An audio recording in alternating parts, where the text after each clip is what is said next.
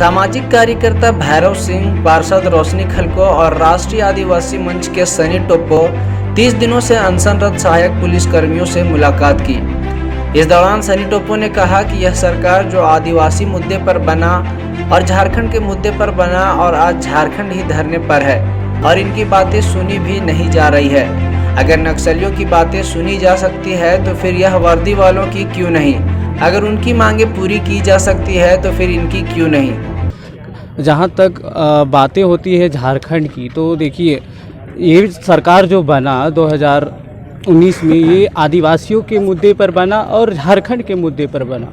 लेकिन आज आदिवासी बहन भाई लोग ही यहाँ आज धरना दे रहे हैं, आज झारखंडी लोग ही धरना दे रहे हैं, लेकिन इनका बात नहीं सुना जा रहा है। बात यहाँ सुना जा रहा है जब यहाँ पे हम कहना चाहेंगे नक्सलियों की बात अगर ये सरकार सुन सकता है तो नक्सलियों से लड़ने वालों की क्यों नहीं सुन सकता? उनके लिए जब मांगे हो पूरा किया जा सकता है झारखंड में, तो वर्दी वाले लोगों के लिए क्यों नहीं? वहीं भैरव सिंह ने कहा कि पूरा समाज इनके साथ है और इनकी मांगे पूरी तरह जायज़ है।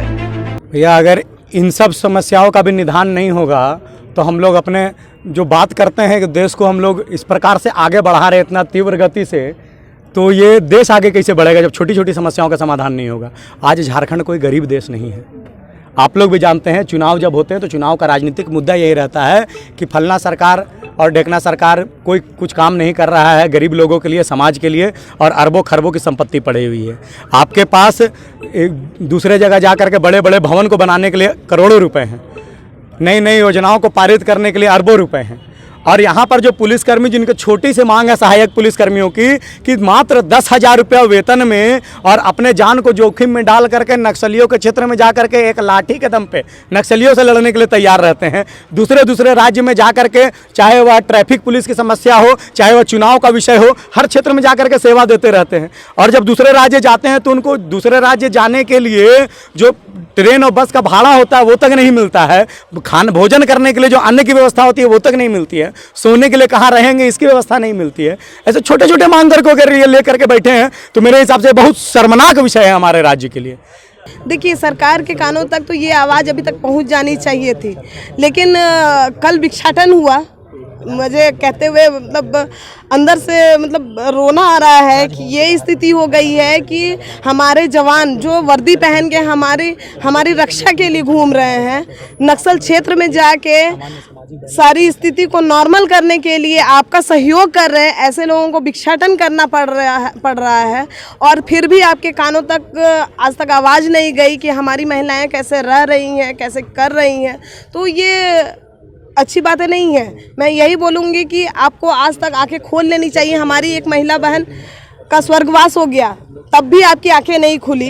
अब और कितना अति चाहते हैं आप? ये तो अति हो गई है। इसलिए जनता तक हमारी आवाज़ पहुंच रही है, और जो लोग अभी तक हम लोग भी उनका सपोर्ट के लिए आगे आ रहे हैं कि वो हमारा सपोर्ट करें। हमारी बात जो अभी तक हमारे बीच में जो भी एजेंसियां, चाहे वो NI का एजेंसी हो, IB का एजेंसी हो, CID का एजेंसी, हमारे बीच में तमाम एजेंसियां हम लोगों का गतिविधियों को लेकर बैठी हुई हैं। लेकिन वो उनसे भी निवेदन है कि आप हम लोग का गतिविधियों का बस बात क्यों पहुंचा रहे हैं? हमको हमारा क्या मजबूरी है, किस मंशा से बैठे हुए हैं, किस स्थिति में बैठे हुए हैं, यहाँ कैसे रहते हैं।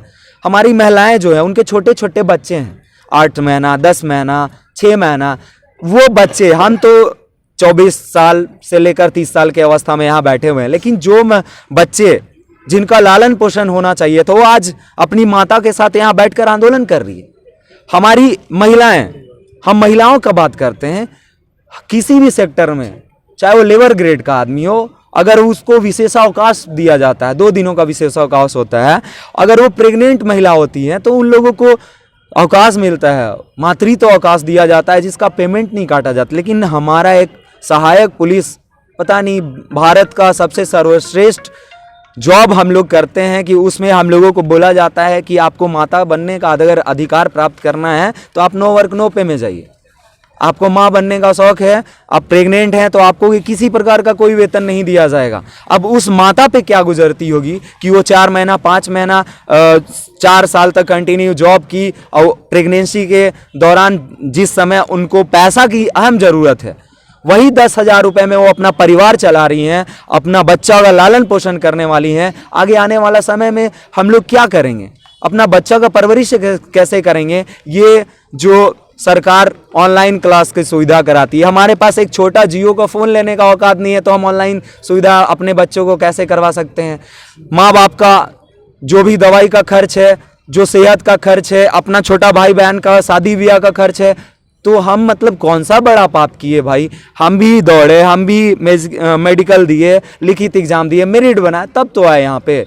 वर्दी तो ऐसे नहीं मिला हमको, तो सारी मूलभूत सुविधाएं मिलना चाहिए। आंदोलन जारी रहेगा। हमारा आंदोलन जब तक हम लोगों को के साथ इंसाफ नहीं होगा, जब तक हमारी मांग पूरी नहीं हो जाएगी, हम भूखे रहेंगे।